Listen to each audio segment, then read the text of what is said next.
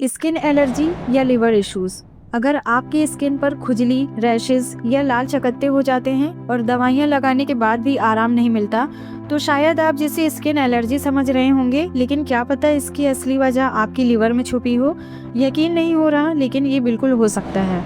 दरअसल लिवर हमारी बॉडी का डिटॉक्स सेंटर होता है। लिवर हमारी बॉडी से टॉक्सिन्स, ड्रग्स, अल्कोहल और मेटाबॉलिक वेस्ट को फिल्टर करके बॉडी से निकालता है। अगर लिवर ये काम सही से ना करे तो टॉक्सिन्स ब्लड में जमा होने लगते हैं और फिर पूरी बॉडी में ब्लड के साथ सर्कुलेट करते हैं, और फिर इसका असर सीधा हमारी स्किन पर दिखता है। सिंपल वर्ड्स में कह सकते हैं, healthy liver, glowing skin, weak liver, skin problem.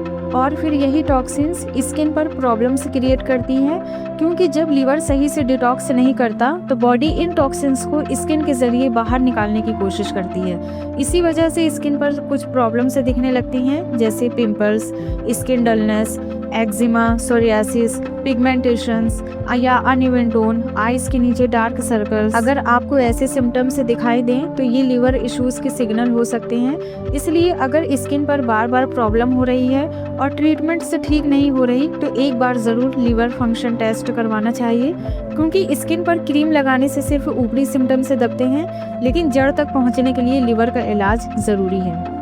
इसके अलावा spider veins, burning sensation, itchy sores, cracked heels, clubbing nails, curved white nails, toe nail fungal, palmar erythema जैसे साइन देखने को मिलते हैं। इसके अलावा भी हमें कुछ सिम्टम्स देखने को मिलते हैं, जैसे चेहरे पर स्वेलिंग होना।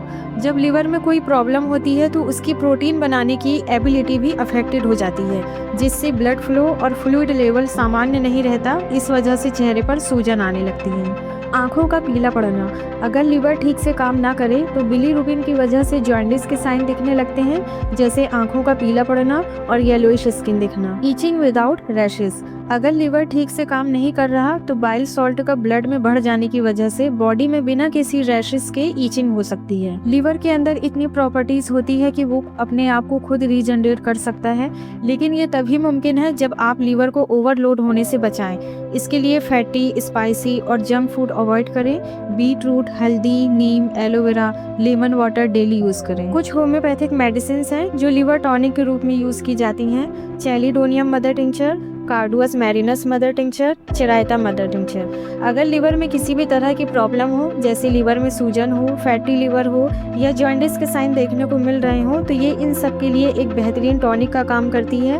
अगर स्किन में बिना किसी रैशेस के ईचिंग हो रही हो तो चिरायता मदर टिंचर बहुत बेहतरीन दवा है। लाइकोपोडियम।